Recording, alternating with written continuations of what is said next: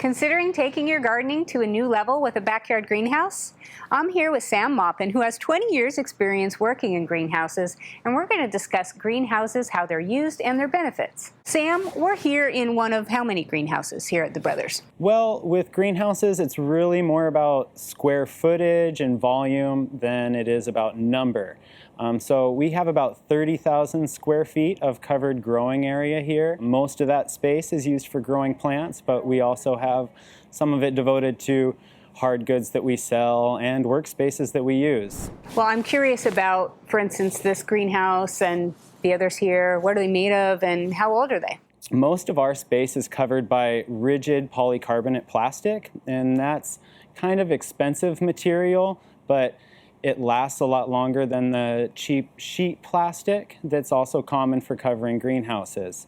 Probably the best thing to use as a greenhouse glazing, though, is glass. So glass has the best insulation value and it has the best light quality. The only trouble with glass is that it's heavy and broken panes are kind of a serious issue. Our greenhouses are mostly 30 by 90 arch structures or Quonset structures that are gutter connected, and so it feels like one big space, although there are several connected greenhouses. Our two original greenhouses are peak arch structures, and they're kind of the original Brothers Mountains that were built in 1969. That's great. Wow, so more than 50 years. That's pretty impressive. Yeah, if you maintain them, they can last a long time. Well, I've noticed that a lot of the greenhouses here are divided up into spaces for different uses. Yeah, we use our greenhouses for pretty much everything we do. It starts with propagation, so we keep warm, humid spaces for rooting cuttings and starting seeds. And we have a lot of open space that we use for growing our crops too. That space doubles as retail space for our customers to shop through. And we have 3 standalone greenhouses in our nursery that don't get very much heat. And we use those spaces for keeping plants through the winter that can take it a little bit colder and overwintering our perennials.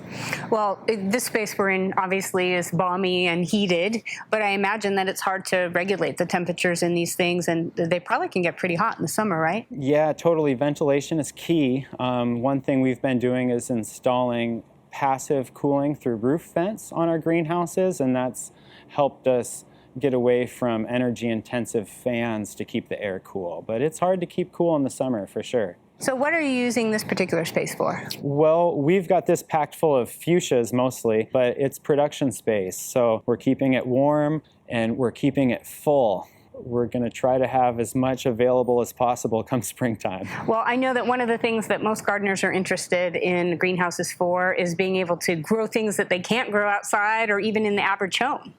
Yeah, a lot of people use greenhouses to kind of keep their pet plants, and we do that here too. We have a banana tree up front that actually makes fruit. We have a monstera that is this huge epiphyte growing next to the banana, and we also have the amazing amorphophallus that blooms almost every spring. That brings people out, I know it. Yeah, oh yeah. Smaller greenhouses or cold frames are used by home gardeners for the same reason they are used commercially, just on a smaller scale with less complexity. For seed starting, growing from starts or overwintering potted ornamentals that aren't hardy here. Gardeners with potted citrus trees, for instance, often overwinter them in a greenhouse. Sam, what would you say are the biggest differences between a commercial greenhouse and one used by a backyard gardener? A commercial greenhouse is really only different by intention. If you need the space to pay for itself, there's a lot more pressure involved with how you're going to manage it.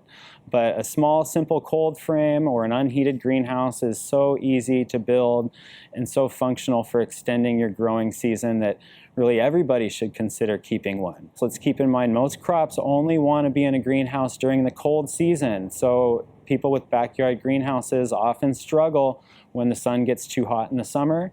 The average gardener just needs seasonal greenhouse space. There are infinite ways and motivations for building a greenhouse or cold frame, but for the most part, gardeners want a greenhouse because it's a nice place to be, and when it comes down to it, really that's why we're here too. Excellent information, Sam. Thank you so much. Now our viewers know if they have questions about growing in greenhouses, your nursery is a great place to get their questions answered. Yeah, I hope we can help, yes. Excellent, thank you.